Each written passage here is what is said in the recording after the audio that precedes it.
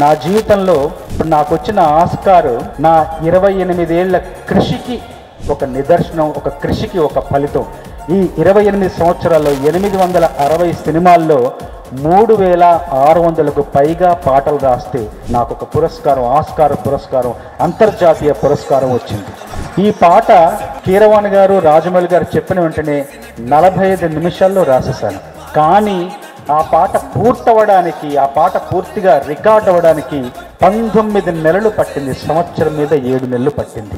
ఆ 19 నెలలు సహనంతో, ఓర్పుతో, సంయమనంతో వ్యవహరిస్తే కానీ ఆ పాట పూర్తవలేదు. నాకు ఒక్కొక్క భయం వేసింది, ఏంటి ఒక్క పాటకి ఇంత సమయమా అయినా కూడా ఉత్సాహం కొని తెచ్చుకొని తప్పకుండా ఈ పాట పూర్తి చేయాలి, ఏదో కారణంతో ఇంత ఆలస్యం అవుతుంది అనుకున్నాను. కానీ ఆ ఆలస్యానికి పూర్తిగా న్యాయం చేసేలా ఒక్క పురస్కారం, జన్మను చరితార్థం చేసే ఒక్క పురస్కారం నాకు వచ్చింది.